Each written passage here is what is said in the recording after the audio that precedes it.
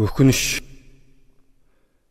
Мен тағы бір жаңа кітабымды баспадан шығарып, аяғым жерде, көңілім көкте жүріп, бір жерлестерімнің үйлену тойына кезігіп қалдым. Тойда отырған адамдар жабыла амандасып, төс қағысып, төрге шығарып құрмет көрсетісті. Той иесі балаларының тойына ақын келгенді Алланың рахмы түскенге балап, шын көңілмен илтипат етіп, өлең оқып беруімді қалап, кітабымды сұрады. Мен көпшіліктің алдына шығып, бірнеше өлең оқып, 2 жасқа бақыт тілеп, жаңа кітабымның біреуін сыйға тарттым. Сосын жан-жағымнан кітап алғысы келіп ентелеген жерлестеріме жанымда жүрген аз кітапты таратып, жетпегендеріне бұл кітап бүгіннен бастап әне жер-міне жерде сатыла бастағанын да хабарладым. Осылайша отырып, той енді қыза бастағанда көпшіліктің ортасынан киген киім, түр тұлға, сырт бейнесі бай бақуат екенін еш жасырынсыз жария еткен бір қызулау азамат бой көрсетіп, отырғандардың назарын өзіне аударғаннан кейін маған қарай жақындап келді де: "Ақын бауырым, осы қазір жаныңда өзіңнің бір кітабың дайын бар ма?" деп сұрады. Мен бар деп едім. Қойнынан үлкен ақша салғысын шығарып, сыртта 10 мың соммен сатылып жатқан менің кітабымды 100 мың сомға сатып алып, арқамнан қақты.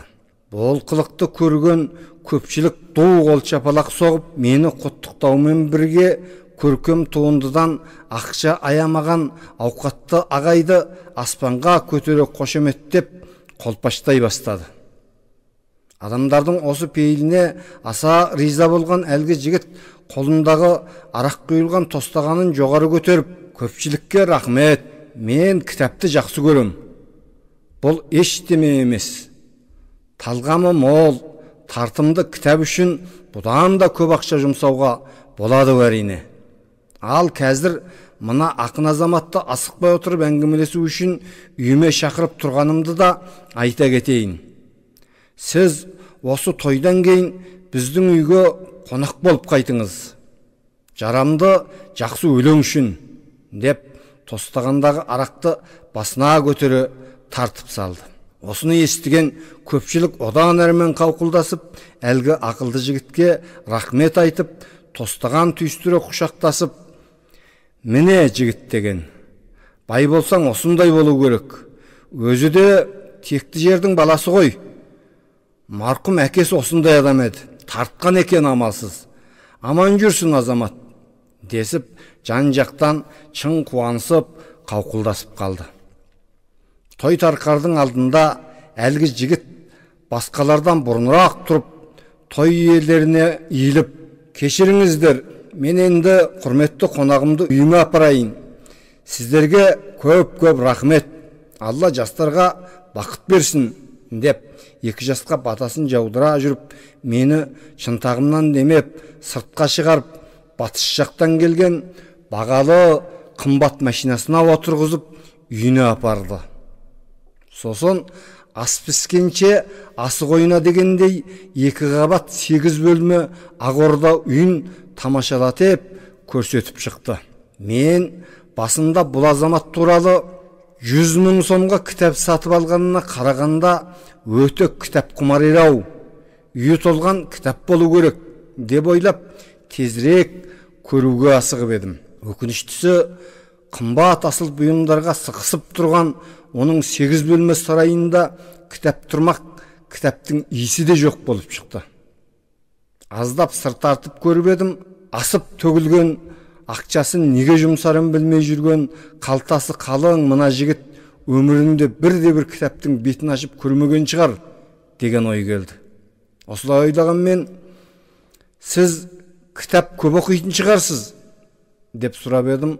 Ол бұрын соңды естімеген сөзін енді естіп тұрғандай бетіме тесілеп біраз тұрды да: "Жоқ, кітап оқып не қылам?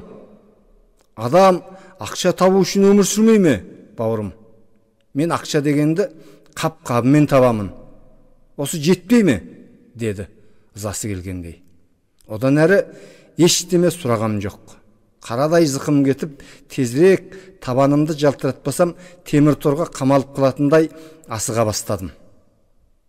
Ол олма, одан да сорақысы есігінің алдына дейін еріп келіп, мені шығарып салып тұрғанда, қолтаңбада өтінбеген әлгі кітапты екі бүктеп ұстап тұр екен.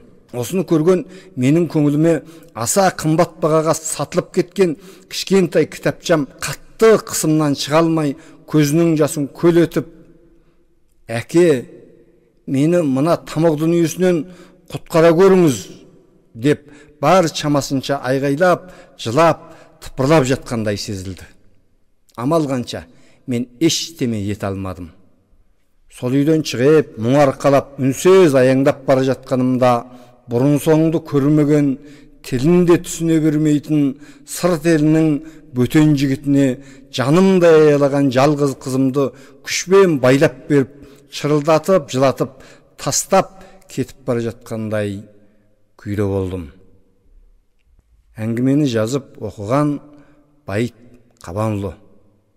Әңгіме мұнап жатса, арнама тіркеліп, пікір жазып отырыңыздар.